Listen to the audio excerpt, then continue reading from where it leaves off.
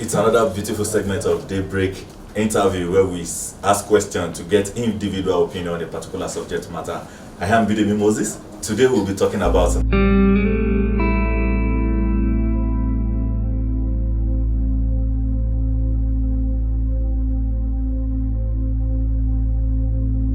Thank you, God bless, and thank you viewers for having me on set.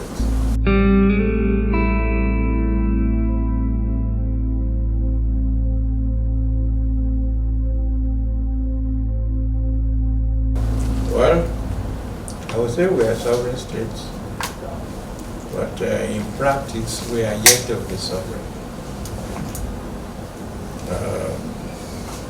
We got our political independence through negotiation, various constitutional conferences in London by our leaders, political leaders at that time, credible people, patriotic people. Eventually, 1961 October, we had our independence. 3 years later, we became a republic. And for self-government, so it's been a tortuous journey since then. And we are still hoping to become hopeful.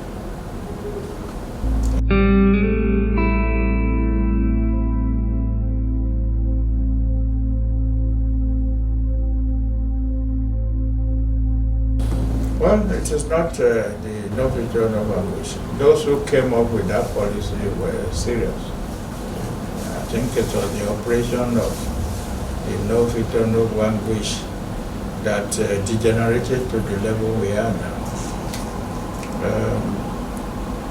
General Yakubu Gowon at that time meant well.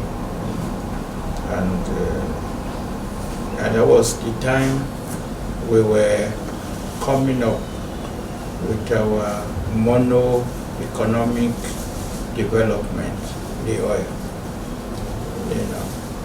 and which contributed to what I quote in quote laziness, our laziness in developing our economy on diverse economic issues like our mineral resources, like our agriculture, developing our agricultural potential, which was our mainstay originally before independence and a little bit after independence. We developed this country economically based on cocoa, on rubber, on palm oil, palm kernel. In the north, we had the groundnuts and the groundnut pyramid. So agriculture was our mainstay. And because we had 4 regions, which later became 4 after the plebiscites that produced the Midwest. So every region was developing in competitive manner. And suddenly the oil came.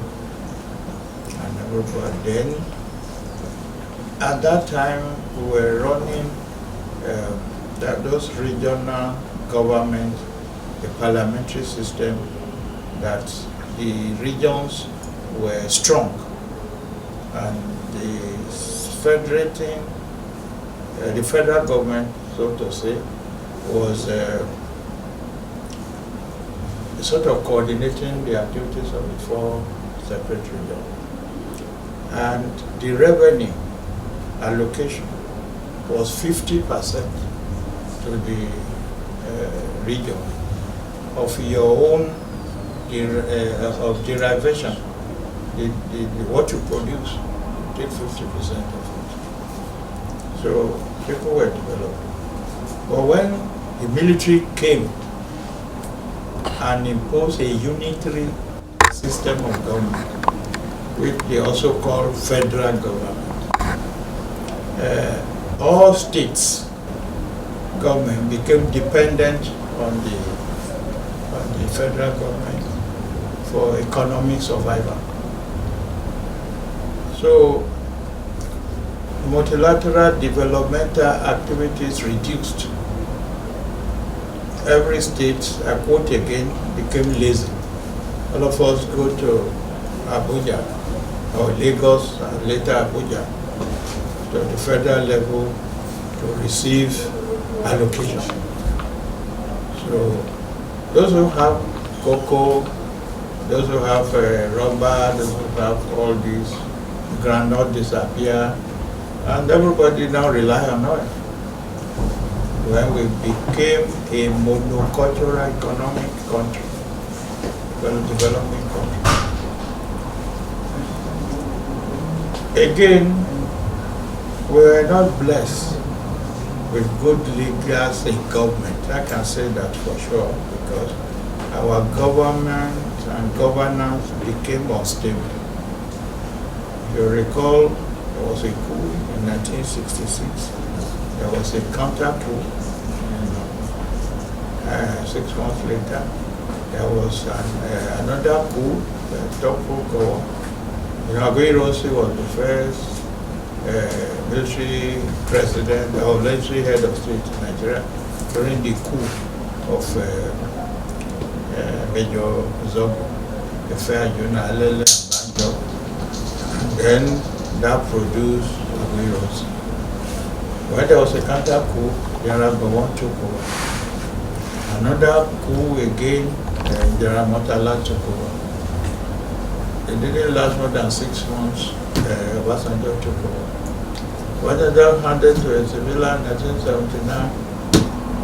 Within 4 years, 3 months, another military, General Muhammadu Buhari, for 83 to 85. Babangida took over. So we have had unstable. We have not been lucky to have a stable government in place. But unitarism became our developmental mantra. So when I said we are independent, I mean we are a sovereign state in theory, I meant that it's like we are still colonized, economically. We depend on import, as a means of our economic survival. A sovereign country, to me, will be sovereign both in theory and in practice.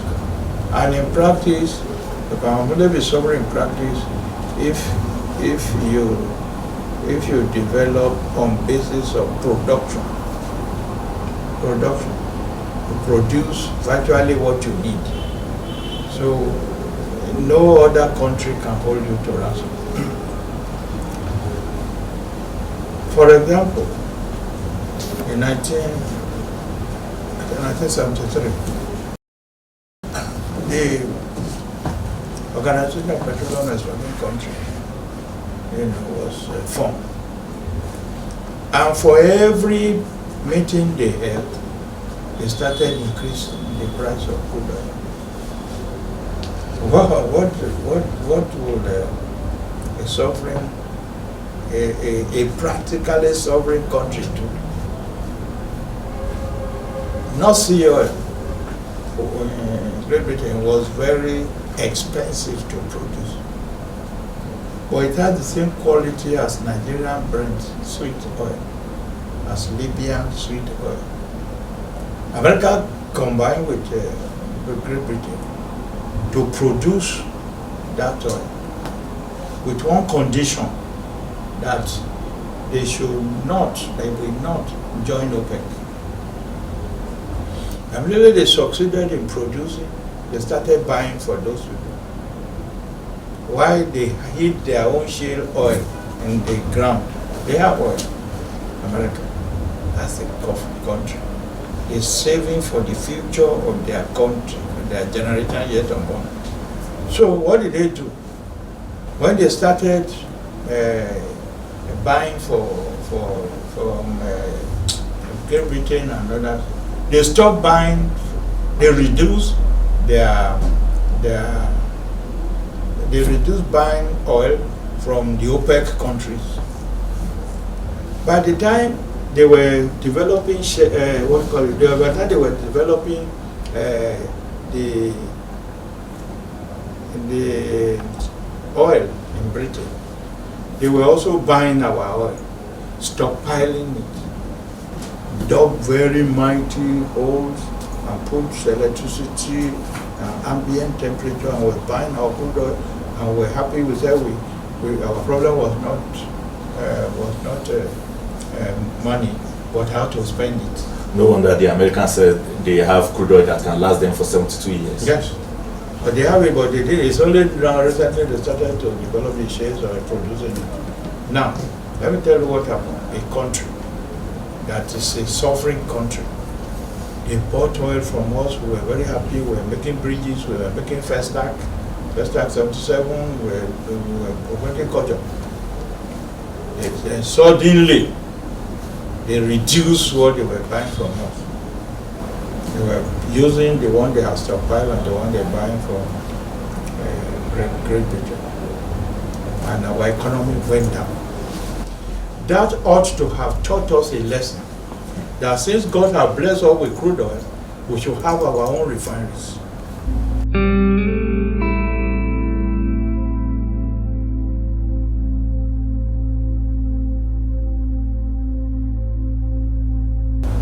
That's why at the beginning I said we have got our independence, we are a sovereign state in theory, but in practice no, because our economy is still a function of the vagaries from the Bretton Woods institutions, the IMF, the London Club, and all those people. They determine what our economy should be. And because we are not blessed with good leader, I've said it in another session, God is merciful to us in Nigeria by giving us resources, agricultural resources, mineral resources. Bitumen is coming out of Gababu on the ground. You can see minerals, gold, bauxite, bentonite, barite, uranium, everything is here. But we lack one thing, good leaders to harness this. So that's why this statistics we are giving, if it's coming from the Nigerian Institute of Statistics, I would say that is official. The real thing is in the marketplace. The real statistics is in the marketplace. When you were, so just from 3 months ago, we were buying diesel 400 naira per liter. Today to get to Ondo is 800 naira. That's 33.something%. Or in the marketplace, you go to buy something in the morning, you go there in the evening, it has jumped 50%, 100%. So let us agree that inflation is general, unemployment is skyrocketing, and this statistics is good for planning purposes. But then it is not practical. It is less than the reality. Now, as I was saying, what we ought to have done, okay, these people found out that we were increasing, OPEC country was increasing the price of oil, it's affecting their industry. They were retrenching people. A lot of Nigerians that went to Western Germany, that including my friend, were retrenched and deported to Nigeria because that crude oil price increase affected their factories. And they quickly devised what I've told you, stockpiling and developing North Sea oil. That is our quality alcohol, but it's very expensive to produce, and it is cheaper for them to import from us. But to break OPEC, they now did what they did strategically, and OPEC begin to reduce price by themselves, going downward. They said they would get to the bottom of the barrel. That was their policy. But in our own case, what should we have done? We have crude oil here. If we have 6 or 8 refineries, it's not too much. And if it is functioning, you know, by the time they want to give us problem from importation, we have the crude, we produce our thing here. We won't have all this hassle that we have. But because I just use that as a typical example, and because of no good government, our social system is warped. Our social system is warped. We are operating policy of pocketism instead of patriotism. Patriotism is taking the country, as one, and thinking about developing the country with the resources that God has given to us. Population, human resources, we have it in abundance. And mineral resources we have in abundance. Let me not talk Europe. Let me give you an example of Africa. In 1981, Ghana was down, economically poor. They all ran down to Nigeria and to many of West African countries to do many jobs. Shoemaking, teaching, cobbler, all those things. Nigeria became fed up with them. They are coming here. They sent them away. Say Ghana must go. That bag that you see, that they call Ghana must go, which is symbol of corruption in Nigeria, was not originally so. The Ghanaian does not have money to buy briefcase to carry their load. So with ingenuity, they sold that big bag to carry their destiny. After Ghanaians have gone, and the government of Nigeria, if they want to give money to somebody, the highest denomination of our money was 20 naira. 20 naira. So if they want to give 500,000 to some people, they must carry those bags to give to them. That's why they say Ghana must go. But it became a symbol of corruption. But that was what the ingenuity of Ghana to do. Today, shamelessly, we Nigerians send our children to Ghana to go to school. They celebrated 365 days of no power failure. Industry, Michelin, Dunlop, all those people migrated to Ghana. Whereas before, people were coming from South Africa, from different places to our higher institution here. University of Nigeria, Azuka, Ife, and Ibadan, and Lagos University. They were coming from different countries. Now we are going to African countries. You could see, when I talk about leadership, why are we, those people are patriotic to their country. A Ghanaian will think of the Black Star first, before himself. But our own, we think of our own pocket first, before the country. So that's why I coined that English language my own, pocketism. Pocket, what is in it for me?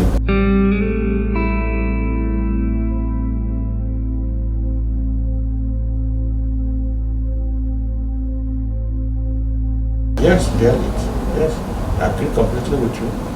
Leadership, yes, I agree completely with you. Yoruba people say, if any organization want to be good, it starts from the head. If fish want to get ready, it starts from the head. If you go to market, our women know it in the evening. They want to buy fish. Once they open the gill and it's green, they cover it, they drop it. It has started spoiling, but the body is still fresh. So, metaphorically speaking, God taught us that if anything want to go wrong, it's on the head. So it is Ghanaian leader that turned Ghana around. Jerry Rawlings came to a conference in a conference center at Abuja with his fatigue. He has a torchlight in his pocket. When they took light, he just brought out his torchlight. They say, I know that light will go in Nigeria. That's why I call it. So, that is Ghana. Angola started production of oil many years after Nigeria oil. Today, they are producing more oil than Nigeria, Angola. And it was Murtala Mohammed who went to liberate them in that place, in Angola. That MPLA became, supported MPLA to become a civilian government in that place. So, the problem is inherent in us, and we are still having it. They have the sad part of it that this bad behavior at the government level has percolated downward to all of us, and it's very difficult to do. And that's what is manifested in Edibo Eseme. Take money and vote. You take 10,000 naira or 5,000 naira now and suffer for 4 years. The people don't care again. They have no trust in their leader. So they give me the one I can get now. And then you can do whatever you like later. That whatever you do later is also impacting negatively on us, unconsciously. All right, thank you so much, Daddy. The time is almost against me now. What is a goodwill message to Nigeria and Nigerians as a whole, since we are celebrating our 62nd? Let Nigerians be hopeful, let's be prayerful, let's also play our own part. In this forthcoming election, let us not collect money to vote, to vote. If we have done it once, twice, 3 times, it has not paid us. We have seen the results. So my advice is that we should be hopeful. I wish all of us happy independence anniversary celebration, 62nd.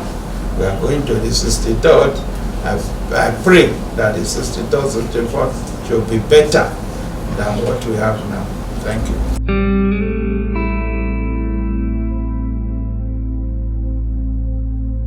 Thank you. God bless.